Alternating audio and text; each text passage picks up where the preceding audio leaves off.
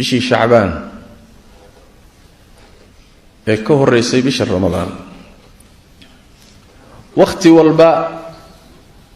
iyo xilli walbana wuxuu leeyahay cibaadaad munaasab ah oo nabigeena salawaatu rabbi wa salaam alayhi ka sugan ama si guud ama si gaar ah bishan cibaadaad fara badan bilihii kale kula mid tahay laakiin nabigeena salawaatu rabbi wa salaam alayhi waxa uu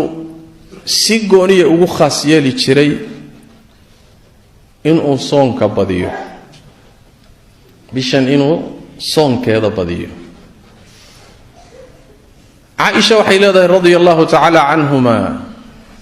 ma arkin nabi Muhammad sallallahu alayhi wasallam oo bisha shacbaan soonka uu soomayo bil kale soomaya ma arkin soonka ugu badan ee sunnaha ah bisha shacbaan buu nabi Muhammad soomi jiray bay tiri salawaatu rabbi wa salaamu alayhi حديث رواية كلا أتيسا وحي لها عائشة رضي الله تعالى عنهما نبي قبش الشعبان ودوا وذا الصومي تشري رواية كلا وحي لها شعبان ودوا الصومي تشري إن يرمويه وحير أيوس أفوري تشري انت هذا بدنا والصومي تشري النبي صلى الله عليه وسلم حديث كلو عائشة أي ورينا يسوسنا بداود كي يمدنا وحي لها النبي صلوات ربي والسلام عليه بيش وقود عليها هاي إنو صوم شعبان بي أهان شرتي صومك وصوميها بيش شعبان نوحو كحريرين شري صومك بيش رمضان عادة يوها هاي النبي محمد صلوات ربي والسلام عليه مركا وحا هبون بيشن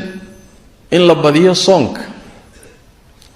لأن السيدة دابا النبي محمد صلوات ربي والسلام عليه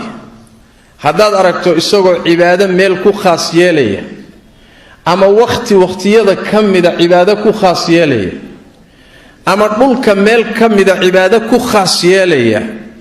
حلقا أما نولكاس يا عبادة دا علاقة خاصة كدحيس حكمت باكو جرتا ما جرتا وحلا إلهدو شارعة الله تبارك وتعالى رسول كيس صلوات ربي والسلام عليه إني وقتي عبادة إسلاف في رصدان أما مال بقعة عبادة إسلاف في رصدان وإسكت عضو حكمة الآن ما جرت حكمة باكو جرت وبيشن وحل لو صوميه والنبي قصون كأوبدين جري صلوات ربي والسلام عليه حكمة باكو جرت حكمة دا قار كم إذن النبي قاتل المامي صلوات ربي والسلام عليه وعائشة وحي ويديس رسول الله بيشن محاد صون كأوبدي ساعة wuxuu nabigu yiri sallallahu alayhi wasallam bishani waa bil ay dadku moog yihiin oo halmaansan yihiin ilaahay cibaadadiisa laba bilood bay u dhaxaysaa bisha rajab leeyda oo ashhurul hurum ka kamida afarta bilood ee xurmada leh goonida ah bay kamid tahay iyo bisha ramadaan oo bishii soonka iyo cibaadaadka ah labada bilood oo bilaha xurmada leh kamid tahay midna ay bishii ramadaan ba tahay labada bilood bay u dhaxaysaa dhexday ka baxda marka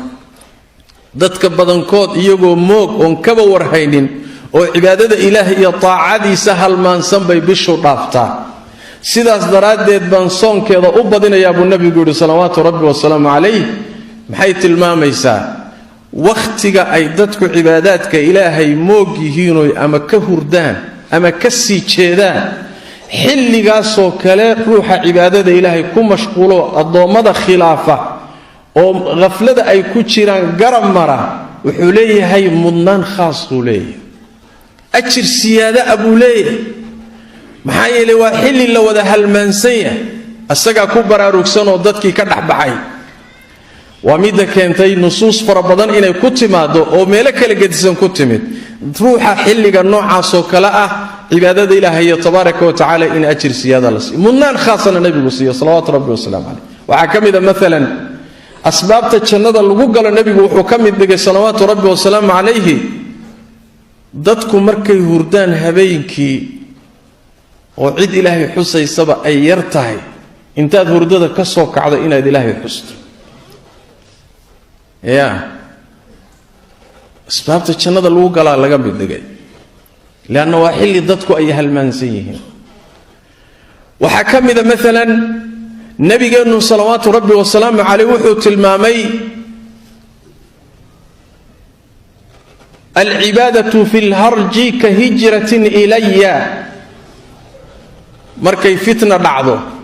way dadku islaynayaan oo kuraas iyo adduunyo iyo jago iyo dhul iyo balaayo laysku laynayo la mashquulo ilaahay cibaadadiisa iyo khayrkana laga kala tago la halmaamo addoonka xilligaa cibaadaysanaya ee cibaadada ilaahay ku mashquulsan wuxuu la mid yahay buu nebigu sal alla alay wasalam sidii mid aniga ii soo hijrooday oo kale leesh lianna waa xilli dadkii ay aafo iyo balaaya gashoy fasaadeen inta cibaadada ilaahay ku baraarugsanna ay yar tahay wahaakada nusuus fara badan baa ku imaanaysa xilligaa layshalmaamoo dadku seexdaan ay cibaadada moog yihiin in cibaadada lagu mashquulo ajir siyaadaa bay leedahay taa waa qodobka koowaad oo nebigu ku cileeyey sal alla alay wasalam soonka bishan badinta uu badin jiray cillada labaadii wuxuu nebigu ku cileeyey sal alla alay wasalam wuxuu yidhi bishani waa bisha acmaasha kor loo sii qaado addoommadu waxay samaynayeen sanadka taacaadkii khayraadkii wixii la samaynayay baa kor la geeyaa oo kor loo sii qaadaa saas daraaddeed waxaan jeclahay anigoo sooman in camalkayga la sii qaado ayadana waa sabab kaloo nebigu ku tilmaamay salawaatu rabbi wasalaamu